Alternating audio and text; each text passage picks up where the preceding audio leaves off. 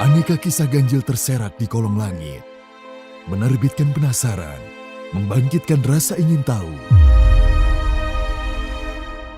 Dari cerita tutur yang hidup sebagai legenda, misteri yang menjadi teka-teki dan sukar dipercaya nalar, dongeng masa lampau berbungkus mitos, hingga fenomena tak biasa yang diragukan kejadiannya.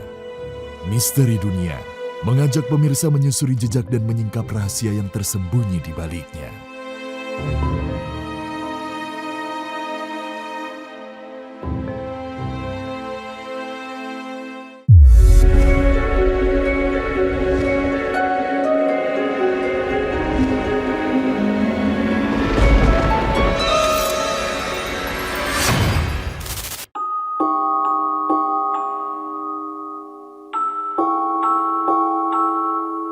Malam ini kami ajak pemirsa bertandang ke kota kembang Bandung, bernostalgia sekaligus menyusuri jejak yang ditinggalkan Insinyur Soekarno, Presiden pertama Republik Indonesia.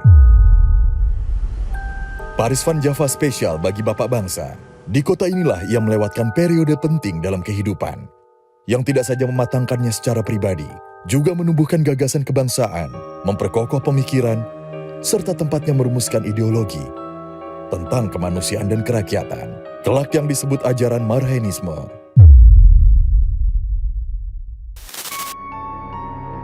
Baik, yang pertama kita berkunjung dulu ke Kampung Cipagalo, Mengger, Bandung Kidul, Kota Bandung.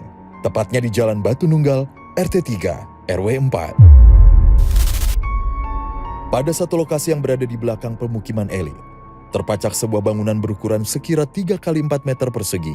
Lantainya dilapisi keramik berwarna hitam dan putih. Tegak pula dinding berwarna putih dengan jendela yang dipasangi teralis. Guratan pada sebuah monumen batu yang teronggok di atas kuburan mengkonfirmasi kalau bangunan itu adalah makam Marhaen atau Ki Aen.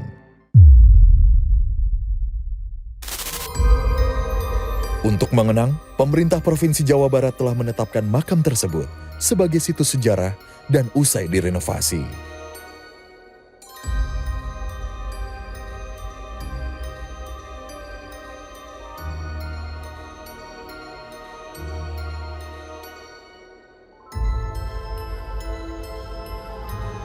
Sosok Marhaen tak bisa dipisahkan dari Soekarno. Meski serangkaian penelitian belum menemukan jawaban empiris, Marhaen kadung ditulis sebagai sosok fiksi yang menginspirasi dan telah menumbuhkan benih-benih ideologi dalam diri sang proklamator. Alhasil, terlepas dari beragam kontroversi, Marhaen tetaplah sejarah yang patut dihormati. Sosok Marhaen, kalau bicara Marhaen, sejauh itu hanya tercantum ya, secara konkret bagaimana tentunya proses kelahirannya atau bagaimana dia lahir dalam sejarah Indonesia itu dari buku yang itu oleh Cindy Adam ya.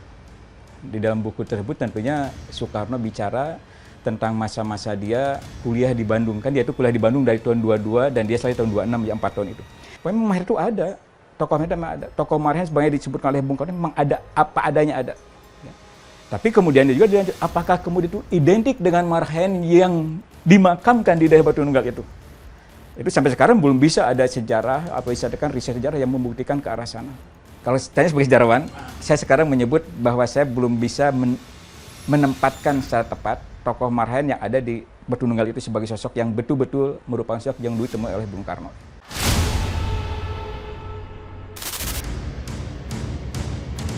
Marhaen wafat tahun 1943. Selarik tulisan berbunyi, jembatan emas menuju pintu gerbang kemerdekaan bangsa Indonesia.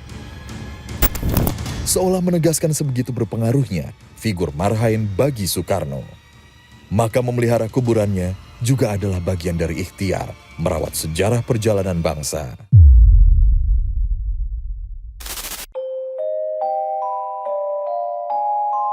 Sekarang mari kita mundur sejenak dan menengok peristiwa di 100 tahun yang lalu, sekitar tahun 1920. Ini adalah periode waktu saat Soekarno muda sedang menempuh pendidikan di Teknis Hogeschool Bandung, atau yang sekarang dikenal dengan Institut Teknologi Bandung. Sebagai seorang mahasiswa yang bertumbuh dalam masa pergerakan melawan kolonialisme, jiwa pemberontak Soekarno ikut bergelora. Sedari remaja, ia acap mengikuti kajian dan forum diskusi, juga bergabung dalam kelompok aktivis, untuk tujuan membebaskan anak bangsa dari belenggu penjajah. Dia itu orang yang memang seorang anak muda yang sangat energik. Dia masuk ke kota Bandung itu sudah memperoleh bekal tentunya politik yang sangat luar biasa dari tokoh Cokro Aminoto pada dia tentunya tinggal di rumah Cokro di Surabaya.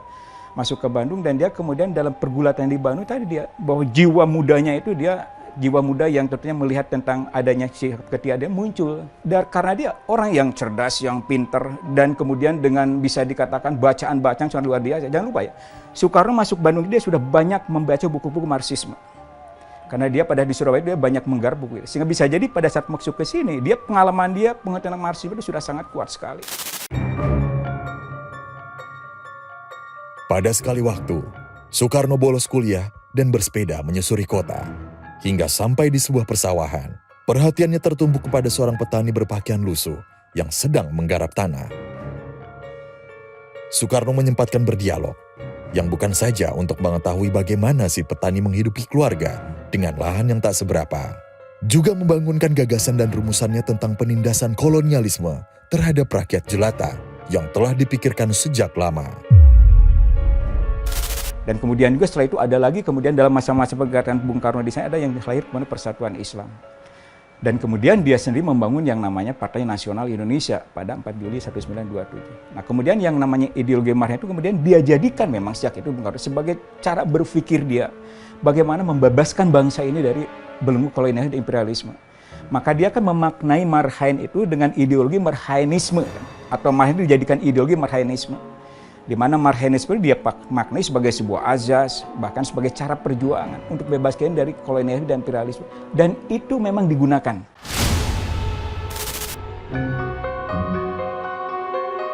Membaca Marhaenisme rupanya tidak cukup satu buku saja.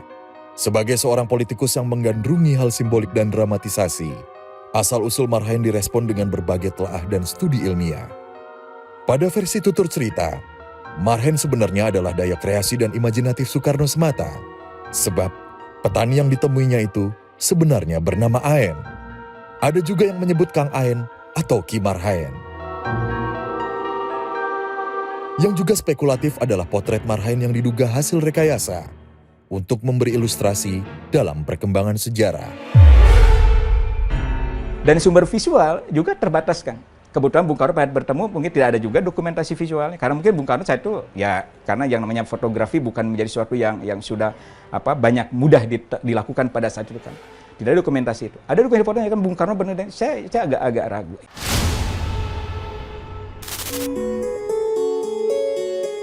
Telah ilmiah dan supralogis juga memungkinkan adanya perbedaan. Ada yang mengatakan kalau jasad yang dikubur di Batu Nunggal bukanlah Marhaen. Lantas, seperti apa jika dilihat mundur jauh ke belakang dari kacamata retrokognisi? Marhaen itu siapa? Mungkin di sini saya akan menjelaskan dulu bahwa Marhaen itu adalah bukan nama aslinya, tetapi beliau adalah Ki Aen Suteja. Sering banget ketemu karena waktu itu juga setiap hari Sabtu Minggu pasti Bung Karno itu sambil bersepeda menemui Ki Aen. Ketemunya berulang kali, jadi pada tahun 1923 sampai 1924, Bung Karno sering sekali mendatangi Ki Aen Suteja ke Cigareleng. Sosok Ki Aen memang begitu berjasa dan bisa dikatakan pahlawan bangsa. Namun sayangnya, Ki Aen justru tutup usia dengan kondisi yang terbilang memprihatinkan. Singkat cerita, 1927 tidak pernah ada lagi yang datang kepada Ki Aen.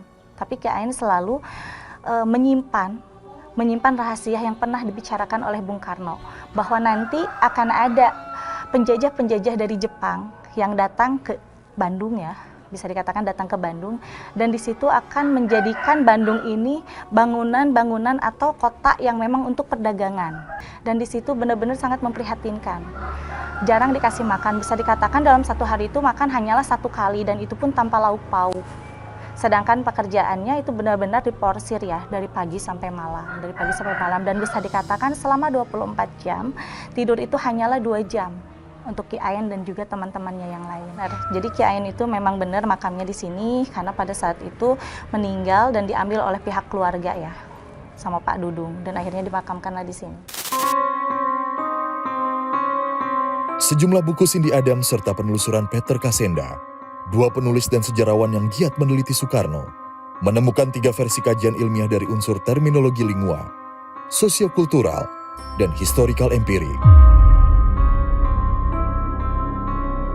John Delitzsch menyebutkan kalau marhaen adalah istilah yang lazim dipakai oleh masyarakat Sunda tahun 1920-an. Marhaen bermakna sama dengan kata kromo dalam bahasa Jawa. John Ingleson menulis kalau marhaen sudah digunakan Cokro Aminoto, ketua Sarekat Islam semenjak tahun 1910. Marhaen berarti petani kecil. Teori lain menemukan kalau pemakaian kata marhaenisme adalah pengembangan makna filosofis dari aliran pemikiran Marxisme. Soekarno memilih frasa marhaenisme untuk menyesuaikan dengan kondisi dan kultus masyarakat Indonesia. Bung Karno sengaja membangun sosok itu untuk tadi bagaimana dia membangun sebuah sosok yang bisa mewakili, merepresentasikan semua orang Indonesia pada masa itu. Orang Indonesia yang terjajah, orang Indonesia yang tertindas oleh kolonialisme, imperialisme. Maka dia menemukan sosok itu. Maka dia bicaralah sosok yang marhaen. Kini, lepas dari versi mana yang mendekati kebenaran, tidaklah penting-penting amat. Demikian sejarah ditafsir. Aneka persepsi beragam sudut pandang. Satu yang pasti, sejarah bangsa telah menulis bahwa marhaenisme berperan besar mengubah paradigma berpikir rakyat. Marhaenisme telah menumbangkan perindasan bangsa atas bangsa lainnya. Telah mengangkat harkat dan martabat bangsa Indonesia untuk tegak dan berdiri sejajar dengan bangsa lain di dunia. Marhaenisme adalah jembatan emas menuju pintu gerbang kemerdekaan bangsa Indonesia. Di sini, sahabat lampau, Soekarno pernah ditahan pada sebuah penjara yang sempit dan kusam. Sampai kini, keangkerannya masih terasa. Bilik sel dan dipan tempat tidur Bung Besar acap menguar aroma mistis. Jangan kemana-mana, catatan misteri hadir sesaat lagi.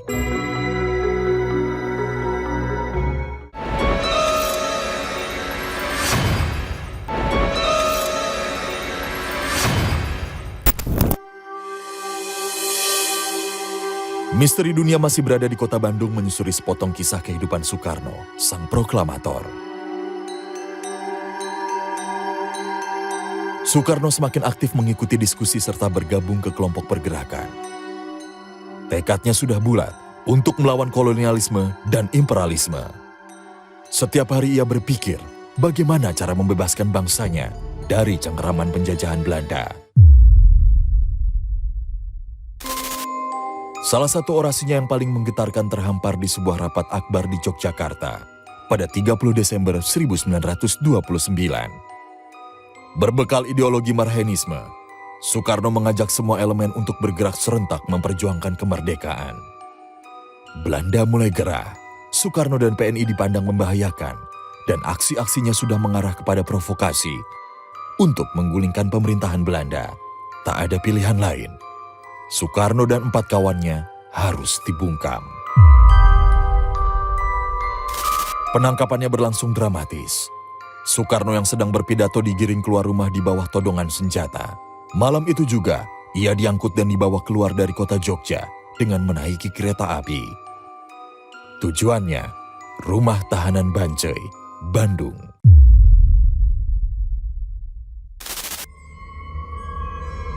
Bancai pada mulanya adalah kandang kuda atau tempat kuda diistirahatkan. Terdapat pula kuburan pecinan yang membuat daerah ini angker. Tahun 1887, Gubernur Jenderal Herman William Daendels membangun penjara yang dikhususkan untuk penjahat kelas bawah.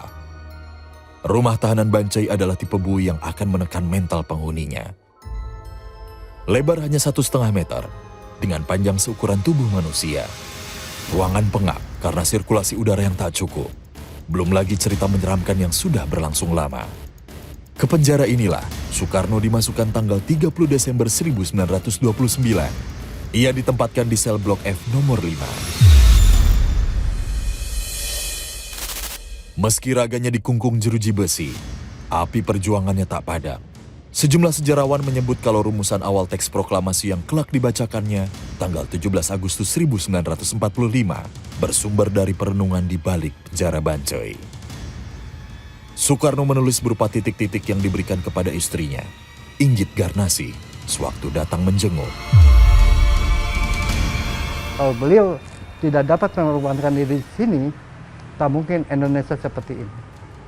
Ini saksi bisu Indonesia bukan dari Sabang sampai Merauke, dari Bancai ukuran 146 cm kali 2,10 meter. Ini saksi bisu Indonesia awal.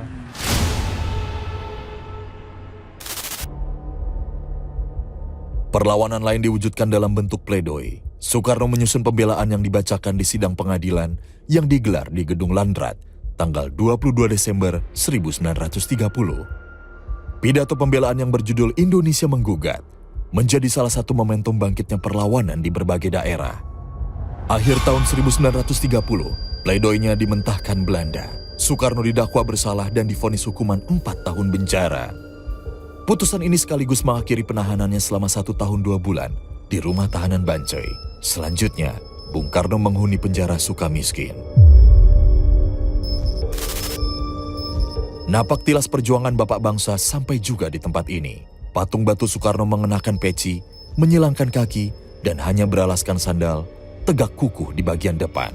Tangannya memegang pena dan buku, tatapan mata tajam, seperti sedang memikirkan sesuatu. Kini penjara Bancai hanya menyisakan sel nomor 5 dan sebuah menara pengawas tua. Bangunan lain sudah dibongkar. Rumah tahanan bersejarah itu telah berubah menjadi ruko dan pusat perniagaan. Terjepit di tengah keramaian di Jalan ABC yang terletak di sisi utara alun-alun kota Bandung. Tahun 1983, pemerintah kota memindahkan penjara Bancai ke Jalan Soekarno-Hatta di selatan Bandung. Bangunannya sudah lama tiada, namun dimensi gaib dengan cerita keramatnya masih bergaung sampai sekarang. Area bekas penjara dan sel Sibung Besar yang sering disebut Sumur Bandung telah mensugesti banyak orang untuk datang meminta restu dan barokah. Dari sekedar berdoa, tirakat, sampai mandi, mulai orang biasa, pengusaha, tokoh publik, hingga pejabat negara. Kalau kisah sumur itu benar, itu kan sumur buatan zaman Belanda. Ya, masih asli orisinil. Itu masuk cuman berdoa di sini. Sekarang cuman airnya ditarik pakai apa? Pakai mesin. Kalau dulu mah sumur aslinya sumur, berhubung sebelum dipagar seperti ini banyak yang ngambil air malam lah mencuri. Ini becek. Akhirnya ditutup. Dari keran itu masih istilahnya mengagumkan lah. Contoh waktu dapat jamret tengah malam, waktu masih ada karaoke di daerah sini, jamret dipukulin sama security banyak lah. Udah payah, saya ini bugar kembali.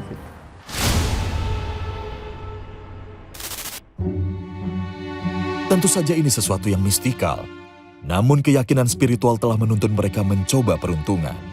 Pak Ahmad, penjaga penjara yang kami temui, mengisahkan kalau ia banyak melihat orang yang datang, lalu sukses dalam beberapa waktu ke depannya. Namun, tak sedikit pula yang menemui kesengsaraan. Dari yang sakit biasa, muntah darah, sampai menemui ajal. Boleh jadi si pengunjung datang dengan niat dan keinginan yang buruk.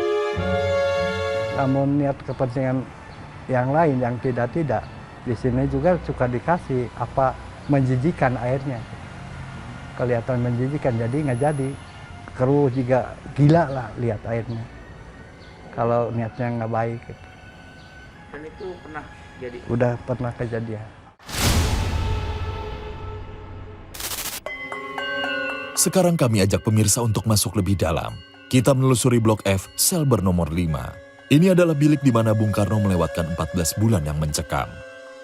Sel asli hanya menyisakan barang mock-up yang sudah ada ketika Soekarno ditahan. Barang lain diganti dalam bentuk replika seperti tempat tidur besi beralaskan tikar anyam, alat makan dan pispot kaleng.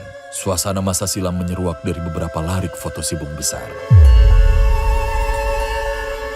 Kalau untuk kondisi terkini ini terlihat bagus ya.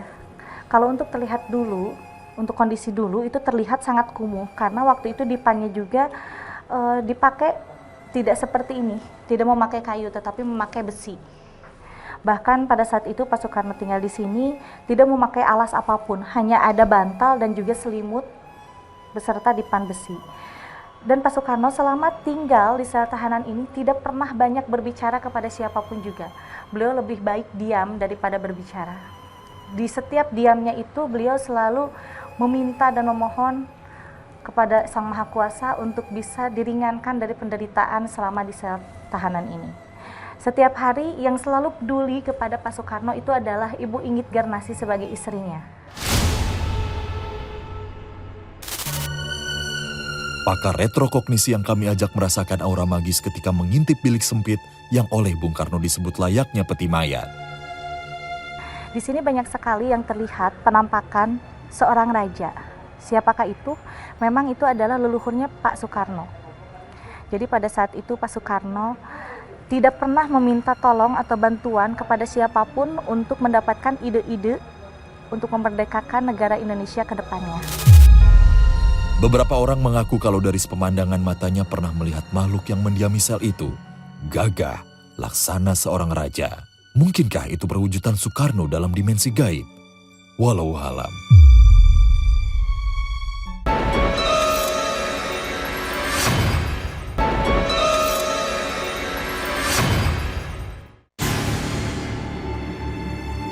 Seperti saat kelahirannya yang menggendong Fajar, perjalanan hidup Soekarno memang ditakdirkan untuk menyinari semesta Indonesia. Tokoh besar yang tidak saja matang dalam berucap, berpikir, dan bertindak juga kuat pada sisi spiritual. Dan di bumi Parahyanganlah, periode penting itu dilaluinya.